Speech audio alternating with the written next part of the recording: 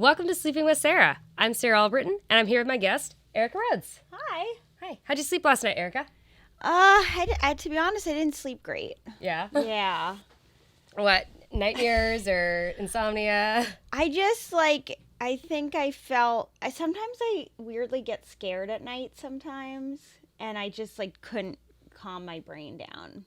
Oh, so you can't, that's when your ideas flow late at night? Yeah, it was more anxiety. I don't know if I didn't have any ideas. It was more just is there someone in the closet? It was more like that. Is there someone trying to kill me? That sort of thing? It was kind of like that. Yeah, I was like, I'm just going to leave the lights on everywhere. So I just kind of left all my lights on. Yeah, that happens. And I couldn't sleep. Does that happen a lot? Not that particular thing, but just anxiety at night. Yeah. You know, I get really anxious at night, and then I'm my mind starts spinning, and I have trouble relaxing at night. Yeah. The relaxing thing can be hard. Yeah. Especially when it's our job is at night, so it's a little different too, right? I'm always wired at night. I'm always ready to go. I get really motivated around 5 p.m. and that's when I'm now I'm ready to start my day. 5 p.m. That sounds good. I mean, maybe you have a circadian rhythm thing where it's your body just wants to be up at that time. Is that how you? I always wondered how you pronounce circadian. It's circadian, not. Why did I think it was? No, that would be the only way to pronounce it. Not cur. It's not a k. Yeah, I don't know. It's not Caucadian. But I do have that problem sometimes when I've read a word a lot, but you don't hear it where out you loud never a lot. hear it. I think I've never known how to pronounce it. Yeah. Thank you for that. No Did problem. you sleep well last night? I usually don't sleep well. I mean, I take medicine to try to trick my brain into thinking I sleep well, but my sleep is very weird.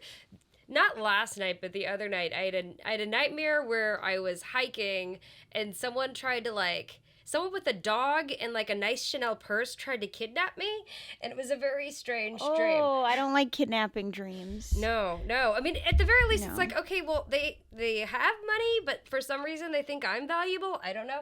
Maybe they thought it was somebody else. Do you ever write your dreams down when you wake up? Sometimes, but my handwriting when I'm half awake is atrocious. So trying to figure out. Sometimes I'll tell my boyfriend, I'll wake him up, I'll tell my boyfriend about the dream, or I'll record it on my phone. Yeah. And it still makes no sense.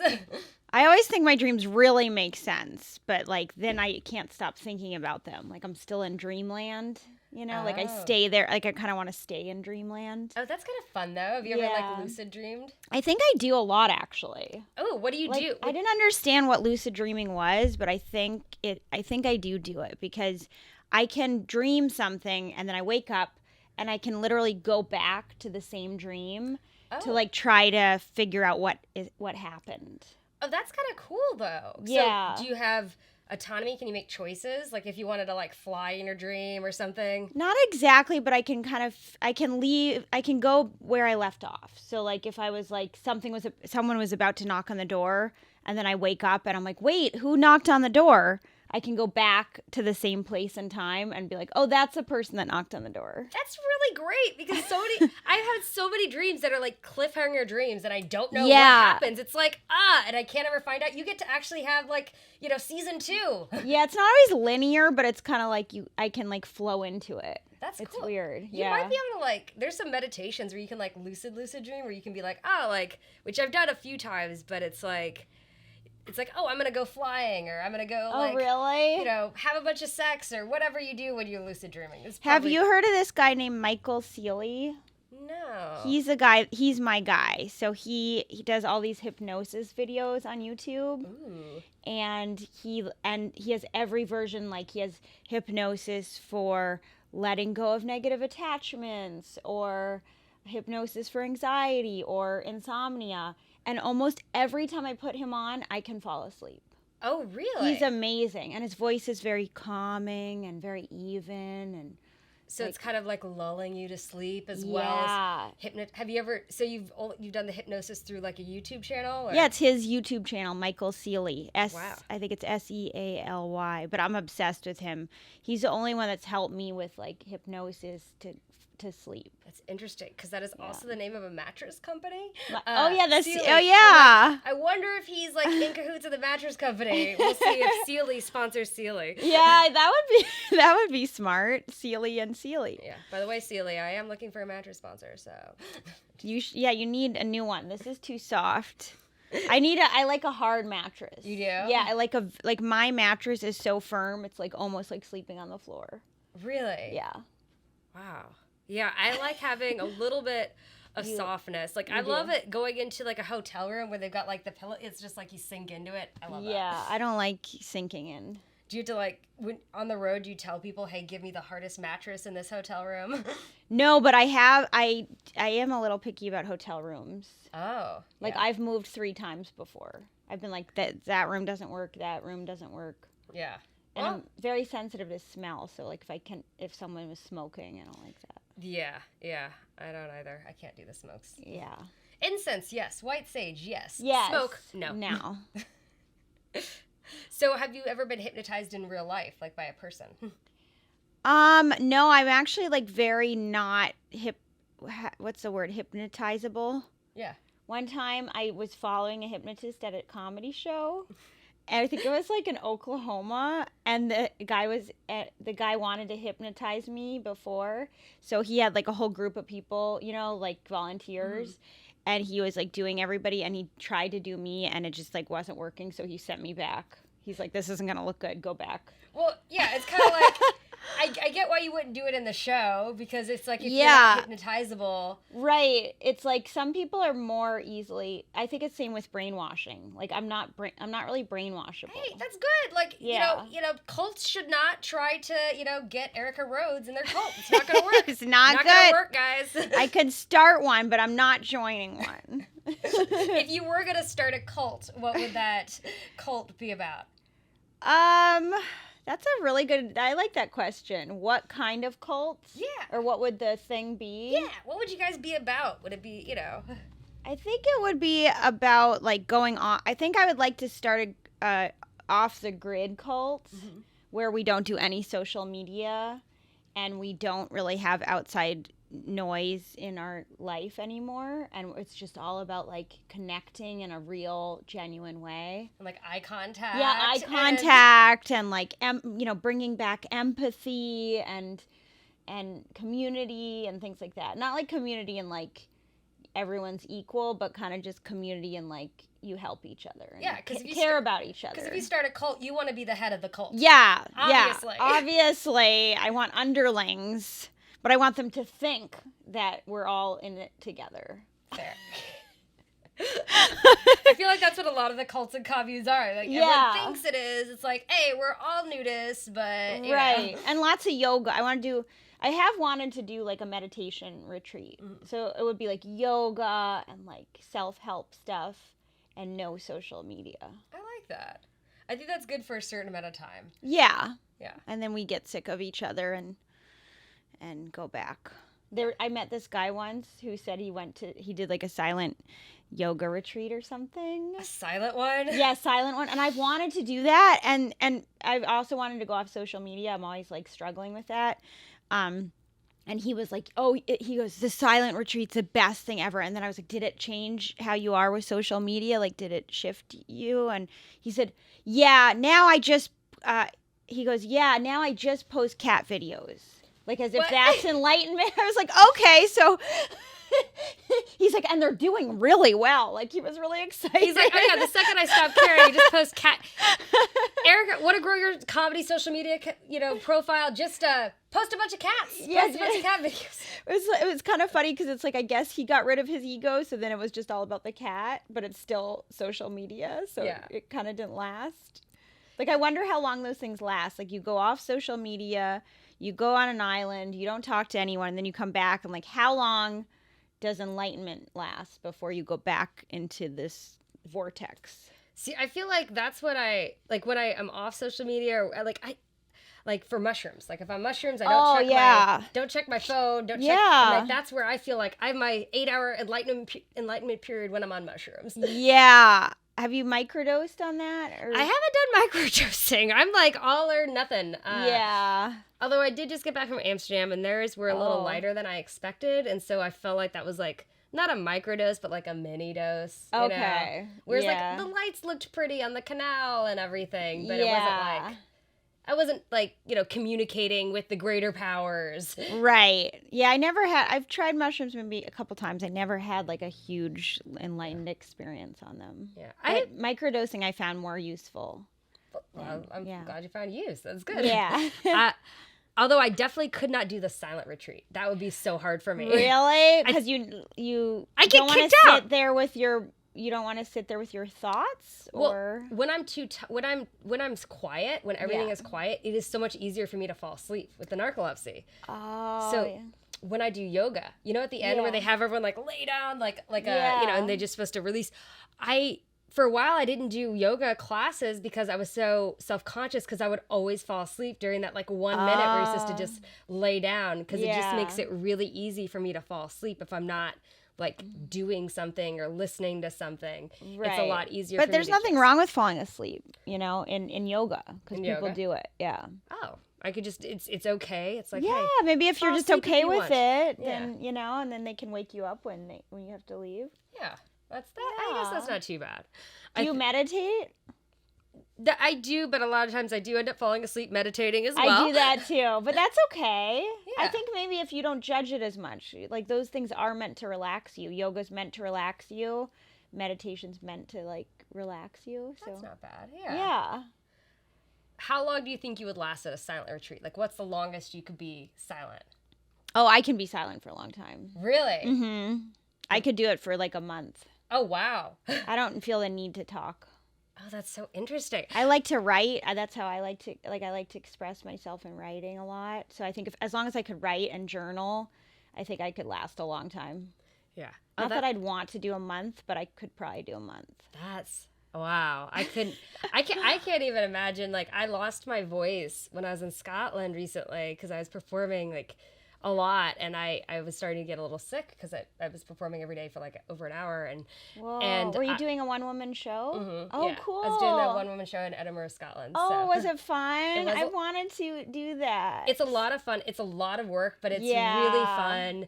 What was yours about? The narcolepsy. Oh, yeah, really? It's called Awake and Narcoleptic. Did it go well? Yeah, it did. I got some really good reviews. Oh my gosh. But it is like, it's a little overwhelming. So I did actually have one point where I started to get a little sick, and like I've never completely lost my voice. I completely lost my voice. And I had this whole random series of notes in my phone of things I was trying to communicate to people because I was saying goodbye to people during this time because it was like the last like 2 days. Oh, no. But what's great is I had this whole long list of the most random notes, you know, like should we get, like just the most random things like, oh, do you have any more weed? Like, you know, it's just the most random things to all different people. So it's kind of a beautiful little hodgepodge of me trying to communicate without my voice. At the very end. Oh man, that sucks though when you're trying to say goodbye to people. Yeah, but it was fun though. I'm glad, you know. You had it for most of it. I had it for most of it. So I was happy with it. Yeah, I've lost my voice once when I did like this independent tour when I was first starting stand-up, and this couple just wanted to produce their own shows kind of like in random places, but it was my first time ever really headlining, and I came and I lost my voice. I did an hour for like college students or something, and I just used too much energy and I lost my voice. And I kept going. I felt like I had to finish the tour. I needed the money. I could barely speak. And it was like horrible. I remember like opening with like, I sound like if Darth Vader and Marilyn Monroe had a baby. Yeah. And then that baby smoked. Like that was my opener. Yeah, I got like this really kind of raspy voice. Oh, it sounded like I had like smoked for like ages, even though I'm not a smoker, you know? Sound like you're from the 1920s too. Yeah, it's like, you know. So it was kind of fun for a little bit, but at the same time, because I was used to doing stand-up for so long because we use a mic. I was doing my show without a mic. Oh, and so really? Because I was doing all these characters and doing all this like different types of storytelling. But you didn't even have a mic that was like that the body mic. if I was in a bigger theater, but like if I was in like a smaller theater, it was like 50-seater or something. So I didn't want to have a mic for that. I thought I was like, because I did theater growing up, so I was like, oh, I could project a little bit. Yeah. But did you ever perform growing up or? Yeah, I was like, I did acting since I was like a kid. Yeah. Actually, it's funny. My first modeling, I did little modeling jobs as a kid. My first gig was modeling a waterbed. Oh, really? Yeah. And I thought that was show business. I thought, oh my God, this is the best thing ever. I just sat in a bed like this with like a little stuffed animal, and they took photos, and they're like, oh, you're so cute, blah, blah, blah. And I pretended to be asleep, and then it showed up in like a magazine the next day. Oh, that's fun. And it was like, I thought, man, if showbiz is like this, it's going to be the best thing ever.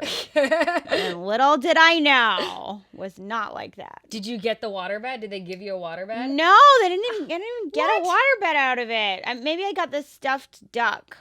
It was like a stuffed animal duck. I think maybe I got that. Yeah.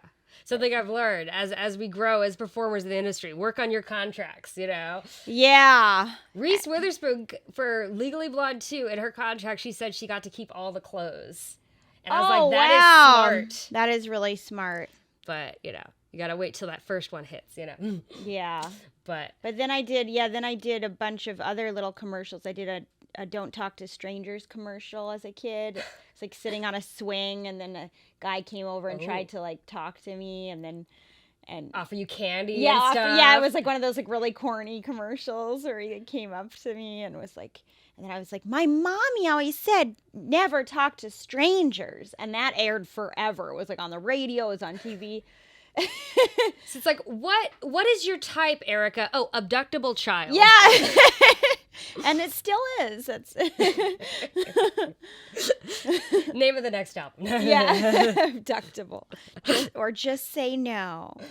That's funny. But yeah. So you started in commercials, not theater. So you started commercials. I did like short films. I did a bunch of things. And then I started in radio when I was 10. Then I did. Oh, what kind of radio stuff did you do? I did a radio show called A Prairie Home Companion. That was a pretty big NPR radio show. Oh, fun. That's awesome. And then how did you get into stand-up from that?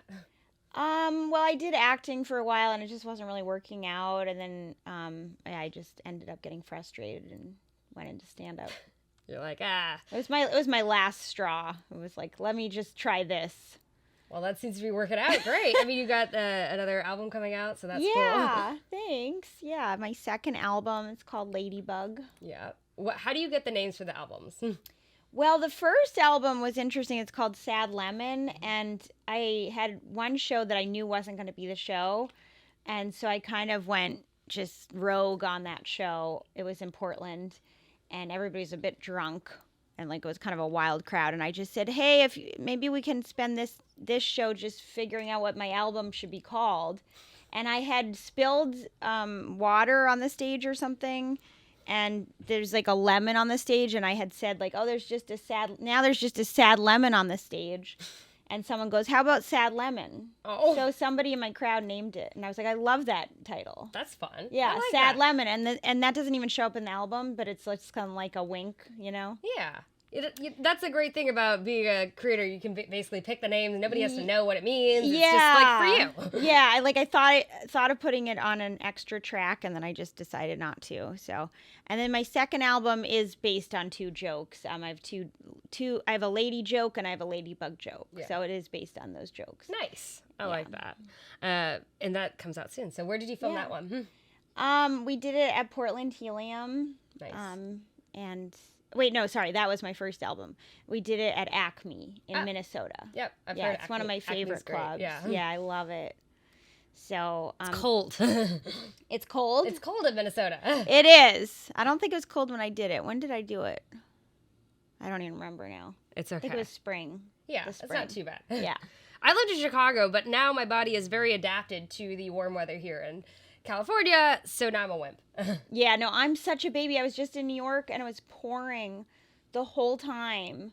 And I was like, how do people live like this? Yeah, we just don't deal with rain. Yeah, no, it's not good. And then it was flooding, and it took me 8 hours to get to Boston from New York. It was like ridiculous. Oh, you were there when the flooding happened? Yeah. Oh, wow. That must have been intense. It was really bad. Yeah, but they cleaned it up quick, so that's good. Well, But- you don't have to clean up rain. Yeah, I guess not. Well, when it floods the subways, you kind of do. Oh, yeah, that's true. I don't know how they do that. Yeah. I wonder how they do that. Do they suck it out, or I don't know. I don't know. I feel like in my head, it's just like the Mario Brothers come and they use whatever Luigi has and Luigi's Mansion and they suck it up. Okay. I don't know. That's my imagination working. But yeah, so your favorite places to perform are? I like Acme a lot. I like, sometimes I like Utah, like Wise Guys is fun. I like the East Coast. Was just in Boston. I like performing in Boston from there. Do your family come out? Seattle, I like. My mom sent a lot of her friends this time, and it was really funny because, I mean, I had like a babysitter from when I was a baby come. Oh, I've had a baby. You know? I've had I've had a baby, like someone that used to babysit me also like see stand up, and it's very strange because like so funny. Because even like babysitters aren't that much older than you, you know, like you think they are, but now we're like the same. Yeah, because like the range of friends you have as a stand up, like I'll have friends that are like 22 and friends that are like in their like late 40s. Yeah, so it's such a strange thing because it's like, oh wait, I forgot that you're the age of many of my good friends. It's very strange, but they still think of you as like a little kid. Well, it's weird because like when people know you in the audience, it's just kind of awkward because they kind of look at you differently. They're like kind of looking at you like, oh, she's all grown up, or they're remembering you as a kid, and you're like, you're not laughing, you're just staring at me. Like a lot. They were like, and then afterwards they'd come up to me and they'd be like, we were laughing so much, and I'm like, I did not see that. Yeah, I was like, you look like you were just like looking at me like with fondness. Fondness until you're like, here are the dick jokes, and then they're like, wait, I don't do dick jokes, Sarah. No, actually, your jokes are very smart. I like a lot of the wordplay you have in your jokes. Thanks. It's really fun. There was one about the jokes about your dad and how you're just like, oh, just roll with it, like all that stuff. I love that. Those are great. Thanks. Yeah. As somebody with an invisible disability, I think it is also important to like laugh about that stuff. Oh, yeah, totally. Yeah. And I think you did a really good job of being able to do that. This is one of the earlier albums. Haven't got to listen to the new one except for the preview clip. Oh, yeah. But yeah, it's good because you also be like, it gives the audience permission to laugh because with certain things you have to give them permission. Right. And also the fact that people with disabilities want to be able to laugh at it. And so when other people are precious with them, that's actually taking away their ability, I feel, to laugh at themselves. Yeah. Yeah, I've had it took me a little bit to learn that when I started talking about the narcolepsy. It's like, okay, I got to get people comfortable, like I think for a while I was like, it's okay, I'm like not dying of cancer, I just like sleep a lot. It's fine. Yeah. And there are like X amount of movies that have made fun of it in the early 2000s in a really like not awesome like weird way. Did you always have it like when you were younger, or is something you grow into? It was you grow adolescence is usually when it happens, is when symptoms start, but I didn't get diagnosed till like 2 years later. Okay. So but I was lucky. I was early. Yeah. So I figured it out, got some medication, and then I was like, oh, now I'm going to talk about it on stage. That's good. Yeah, so it works. I think it's important to be able to talk about the shit you're going through. And what I loved about stand-up when I started doing that is everybody talks about whatever they're going through, whether it's depression, whether it's anxiety, whether it's bipolar or alcoholism. Everyone talks about their stuff on stage, and it allows people to accept it more, have more empathy. And everyone's going through something, so it just makes it easier to know, okay, I'm not alone, and even if it's not something that you're going through, you're like, oh, that's something I didn't even think about, but it reminds me of this thing I'm going through. Yeah, versus like all the other things like acting, it's like, oh, you want to keep that a secret, you want to keep your age a secret in acting. You want to keep all these things like a secret in acting.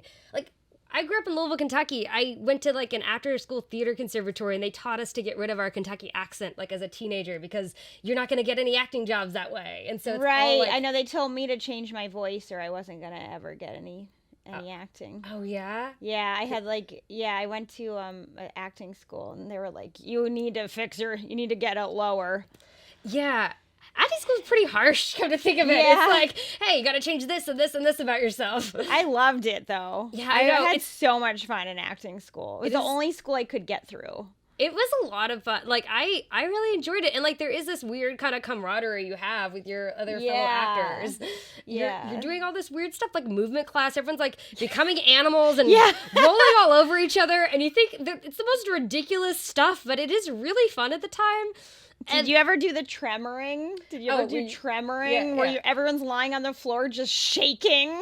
It's just, and then having emotional reactions. They're suddenly like, ah! Oh, every semester somebody punched a wall in our acting class classroom. Yeah, every semester someone got frustrated enough and they just punched a wall at some point. And you always ended up making out with different people in your class. Or whatever. Yeah, there's like always drama, and and like people crying on the hallway because they're listening to their like emotional prep playlists in their ears. So it's like you walk down the acting hallway, it's like everyone's crying in the hallway, and it's normal. It's great. Yeah, I remember one time I tried too hard to do all these Shakespeare, like to memorize, like we had scene study and we were doing Shakespeare and I was like signing up for too many and I tried to do 2 at the same time and I just like in the middle just broke down because I could not remember anything. Oh no. It's like the 2 scenes canceled each other out, you know, and in the middle I was like, I just can't, I don't know this at all. And I remember feeling so humiliated, like I don't know what this is. Did you ever have you seen the movie Theater Camp, by the way? No, I saw it. Looked funny, though. It's funny. Yeah. If you're a theater person, definitely bring you back good memories, I think. Or maybe some trauma. I don't know.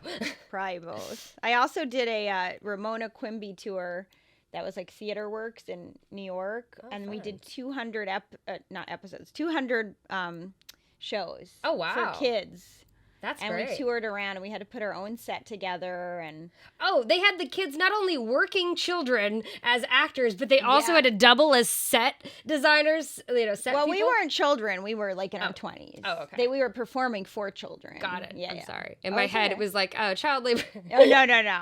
No. It was still hard, though. When I was a kid, I was in a play, my first professional play. I was like 10. I was cast as a 5-year-old because I was very small for my age. Yeah. But it was a Christmas play that they still do every year in Louisville, Kentucky called The Best Christmas Pageant Ever. And I got to miss every other day of school around Christmas time, which was cool because we would do it for the other schools. Oh, that's fun. So it was a fun excuse to like get out of school.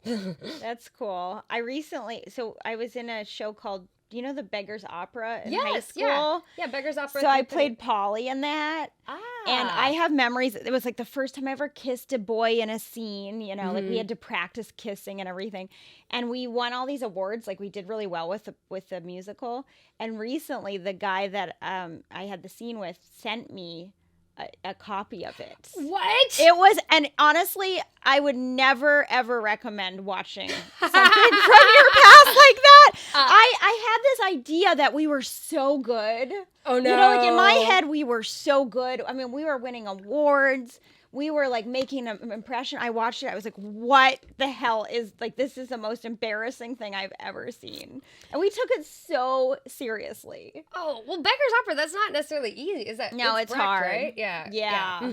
I mean, it's not necessarily easy. And a lot of times when you look back at that stuff, it's like, I'm kind of glad that I think a lot of them were like old tapes that we haven't digitized. And that's true. It just looked, the quality just was not great. Yeah. And so it's like, okay, like, I haven't gone back to look at a lot of that stuff, and I don't know how much of it we still have. You don't need to go back. Just the memory should be the only thing. Well, because we distort our memories anyways. Yeah, right? We think it was so good.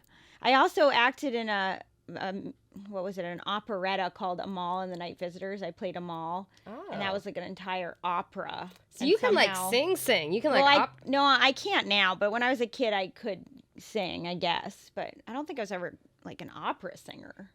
I did I did musicals and stuff like that. Like I can like sketch level sing. Like I could get by for things, but I've never like auditioned like for a musical like sing. Like I did a couple musicals, but nothing like. Not like a lead role thing. Yeah. I guess I did a lot of them but then I kind of stopped. Yeah. Well, graduated. Yeah. And you're just like, oh, stand up. It's you just get to talk. You get to talk on stage for an hour. And, yeah. I mean, musicals, you have to do them like 8 times a week. I know. And then there's dancing and there's all this blocking and stuff. Yeah. That's the nice thing about stand-up. There's no blocking. You just can stand there if you want. You can do whatever you want. Yeah. And what's great is you don't have to stick to the script every time. You can mix it up if you want. If you're getting bored, if someone's doing something weird, you don't ignore it. You can just say something about it. Right. Yeah. Which is good. But do you miss acting at all? Have you done any I recently? still do acting. I did an animated series called A Tale Dark and Grim that was on Netflix. So that was fun, but it was a little while ago. And then I mean I still do little roles and stuff whenever I get them. Yeah. And did your parents like were fine encouraging? Like my parents were like very encouraging, which is super awesome. Like they didn't. Were they artists or no, they weren't. I think my dad does business, but he was also like entrepreneur. He actually likes what he does for a living, which not a lot of people do. So I think he was like, oh, you seem to really like this, like we'll encourage you, but like still like go to school and still like pay your bills and all that. Did you finish college? Mm-hmm. Okay. Yeah, I did finish college, but they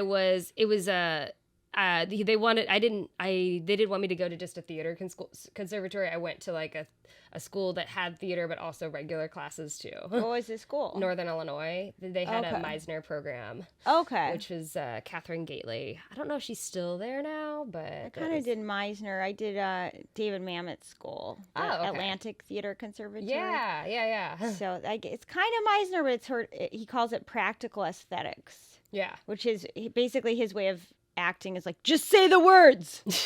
Just say the words. Just say the words. When he says say the words, he means shout the words. I kind of liked it, though. It didn't have all the emotional stuff. It was just like, just do the work. Yeah. There's a lot of shouting in theater. Yeah.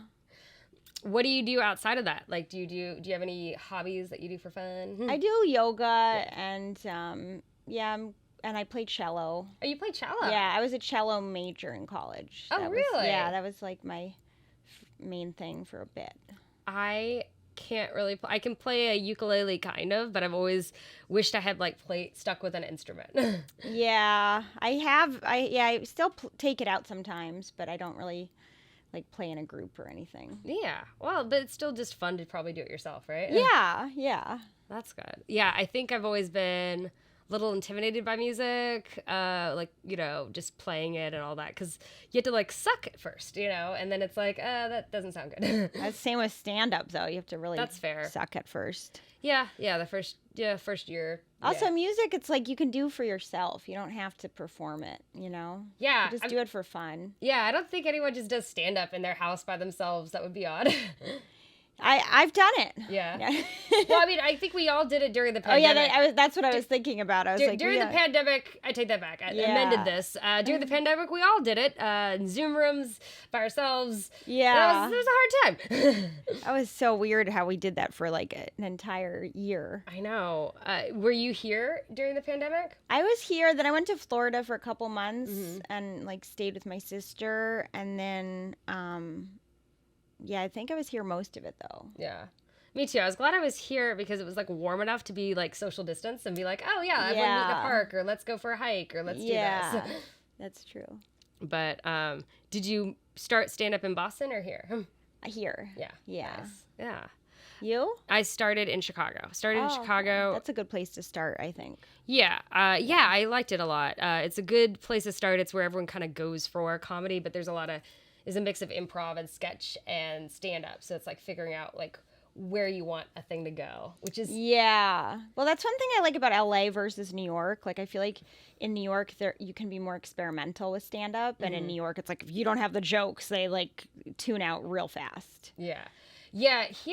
I think here the audiences aren't as warm, but if you get stuff to work here, it'll work anywhere. Yeah, you think so in LA? Compared to Chicago or New York, I feel like people in LA come to a show with the mentality of like impress me.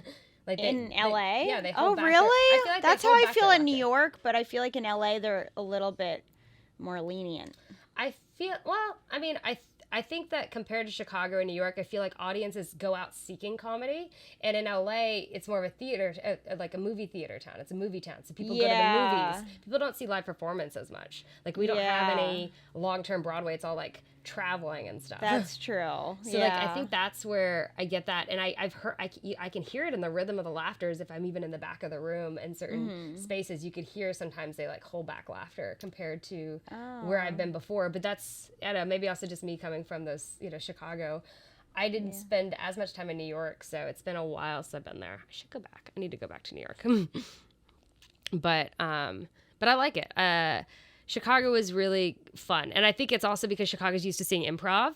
So So it's like improv doesn't have punchlines. So then they're really excited when there are punchlines. Right. Yeah. So I think that's the other thing. That's true. And I do enjoy improv. Improv is really fun. It's great. I think that it's just hard to like coordinate everyone's schedules to do a thing when you finally find that like right group of people. Yeah, I don't like improv because I don't like group activities. Fair. That's fair. Totally fair. Looking back when I was doing improv, like in college and stuff, like I could see like I was totally like, the annoying, super excited like person, like, oh, I'm moving to Chicago. I'm so excited. I'm going to like do improv, Yeah. There's this kind of energy that now that I'm older, I'm like, that energy is really fucking annoying. Like, I don't know. Do you still do it though? Do improv? Or? When people ask me, like I did a couple times in Edinburgh because it was like, oh, you do a stand-up set, and then at the end of the show, everyone does like an improv thing. So I was like, fine, I'll do it. Do you lose money going there, or do you? Because you have to. Because I heard you have to like produce your own show. Yeah, it's a lot of work. It's really you do, but you gain a lot too. Like I got some really great reviews that are really helping me. So That's like great. I was a Playbill pick, so that was a big deal. Oh, wow. And so like I've got like some really good quotes that'll help me because I think I'm gonna try to do colleges with it and like tour it a bit. So what I got out of it, but you have to just go in knowing what your goals are. Right. My goal was to hone this show. I did one preview in LA, and then all the rest of the 23 shows I did in Edinburgh. Wow. So, because like it's different because it's not like a stand-up set. Mine was a solo hour-long show, so it's not like a stand-up set. Because with stand-up, I can work that out, 10, 15 minutes at a time around in LA. Right, yeah. But with a solo show, it's kind of hard to work that out. So I had a different goal in mind. So I think if you know what your goal is going into it, then it's a bit clearer. Some people just go and they don't have any idea. Mm-hmm. But I would recommend visiting and checking it out. Like go visit as a spectator for like a week to get an idea of what it's going to be like before actually doing it fully. Okay. But it's a lot of fun. I enjoyed it. I think I got out of it what I wanted to. Okay. And if you have merch and stuff, there are you can make some money, but I think you want to err on the side of like smaller spaces and either going with like a free fringe or going with one of the top couple venues. Okay. Yeah, but it's super fun. I'm really glad I did it. It was a cool experience. I could see myself doing it, maybe not next year, but maybe the year after, or like when I'm working on my next one, because I'm starting the startings of the next one. I've got like a thought tree or whatever that thing is that you can make. Yeah. Very cool. But it is weird to do a show that way after doing stand-up for so long. It's like, well, I'm going to take all the material about this, put it into a show, and like write a full theater piece on it. Yeah. That's great you did that, though. Yeah, it's good. Like I said, it's not what I expected, but something I'd always wanted to do, but I was afraid of, which I definitely recommend. Like if there's something you've always wanted to do in the back of your head, you like feel like, oh my God, I should definitely do that thing. Do that thing because it's probably scaring you for a reason and you need to challenge yourself to do it. And I think that's true. That's one reason I started stand-up was I was so scared of it. I was like, it's so scary. And you kept up with it, so that's good. Like, trying it the first time is definitely the scariest. And then, For me, I did the first time just because I was sick of trying to coordinate schedules with the improvisers. I was like, I just want to perform every night. Yeah. And I thought I did bad because I was used to writing sketch. And like every punchline you write in sketch, you get a laugh. And so I was like, I got a couple laughs my first time, but not like, I was like, like that was. At least you knew to get laughs. I don't think I even knew what I was doing. Like I didn't even have a goal. No one knows what they're doing. Yeah. And it's so weird because now like some colleges will have like comedy majors and stuff, which is crazy. Oh, really? Yeah. Oh, no. Yeah, I think Columbia College. That should not be a major. No. If you're majoring in comedy, drop out. I think that's what a lot of people did. Like, I think I don't know if Jabuki Young White majored in comedy, but I think he might have, but he quit midway through because he went to New York one summer and just never came back to Chicago to finish his degree. Oh, jeez. I can't imagine what a comedy major would look like. Just like watching other comedians and... Yeah, I don't know. Would you start with clowning? Like, what would you... Yeah, I don't know. Clowning, I think, would be fun. I would like to take a clowning class. Clowning is really fun. Yeah, have you done it? Yeah, I did it in college. I did a study abroad, British American Drama Academy, and then there was a clowning class with Mick Barnfather. He's a really cool British clowning instructor. That's cool. Is really fun. It's a physical kind of thing. If you ever done mask work, it's kind of slightly similar, but much more playful. I haven't done mask work either. But it's really silly. A lot of it is quiet or like noises, but the amount of physicality you can do is great. And I met a lot of the LA clowns when I was in Edinburgh because there's a lot of cloowning shows. On the East Side, there's a lot of cool clowning shows. That are really cool. Yeah. I'd like to check that out. Claire Woolner had a really great clowning show called Retrospective. Vanessa 5000 was another clowning show. I think there's a few that are doing shows again at the Elysian. So there's some cool spaces there that have a whole LA clowning scene, which is kind of cool. That's cool. I don't consider myself a clown, but I have clowning elements in my show. So. Oh, nice. But it's really, I think clowning is more like connecting with people. Oh, really? I guess like it's like connecting people, but also like getting like genuine like in the moment reactions to stuff. It's very playful, like you're like a kid kind of thing. Oh, I like that. Yeah, it's I think it's fun, and yeah, I think it's a cool thing to discover as an adult. I think that we all need a little bit more play. Oh yeah, for sure. Yeah. I miss like the games we used to play in school and stuff, like dodgeball and kickball, like all the silly things we used to play. We used to play a lot, and I feel like adults don't play as much. Like we play on stage, which is great. Right. Well, podcasts are kind of play. Yeah, they are. I guess. Yeah. You're in a bed right now. Fair. I mean, you could be at an office job. Oh, yeah. Yeah, right? That's totally true. And you're in a bed in your pajamas. Oh, yeah, office jobs. I hated those. Yeah. Did you have an office job? I, never had I had one office job ever. It was, at one point when comedy was pretty slow for me, very early on. And I guess it was an office job, but basically I found it on Craigslist. And my friend Dominique she wasn't my friend yet, but she put an ad saying she was looking for a social media unicorn. And she said she got 500 email responses, and I was the only one she went with. And I don't remember what I said, but somehow she liked my email. And then we just basically promoted an art house film. Oh. And then we met in an office, but it was just the two of us. And we basically just hung out and kind of did social media promoted this film. And that was the closest I've ever had an office job. Oh, and I did fundraising for a theater once, making phone calls. Yeah. That was kind of an office job. Oh, that's really cool that you haven't had to do an office job. I've had a couple that were, it was fine, but it definitely wasn't my vibe. And I always had to find a way to take a nap and then be like, hey, at my lunch, can I sleep in this empty office for 30 minutes. Yeah, did they let you or? Yeah, legally they had to. Okay. But yeah, it was a weird thing. Cuz being at a desk all day is kind of tedious, and it's so super tedious. Easy to fall asleep and get bored. And I did that in Chicago a bit. But I think I preferred doing the temp work because then I'd be at a different office, be at one office a couple weeks. And yeah, that's not as bad. Yeah. So sometimes they were long, the longest one I think I have was 9 or 10 months. And then I worked for but this was that's Chicago vibe. It's everyone's got a 9 to 5 and then you do your stand up at night. Okay. Yeah. I don't know if I could ever do a 9 to 5. I don't know how people stay in one place for that long. Yeah. I think I also have, I'm pretty sure I have ADHD, even though I'm I go in and out of saying that because I'm I don't know if it's real. And then I'm but I've been diagnosed 3 times. Oh, you've been diagnosed 3 times. I think you might have it, Erica. That's a chance you might have it. I think I really have focus problems. So to be in the same place for the whole day, I don't think I could do it. Yeah. It can be hard. Yeah, I think... I think that's what's nice about comedy. We're constantly going to different places. We're mixing it up. Sometimes we have auditions. We got podcasts. We only have to focus for an hour at a time. Yeah. And even then, if we get unfocused, we can find a way back to what we're doing. That's true. Yeah. Yeah. that's what's nice about it. Well, anyways, we're starting to wind down the podcast a little bit. So I always ask people what your dreams are for the future.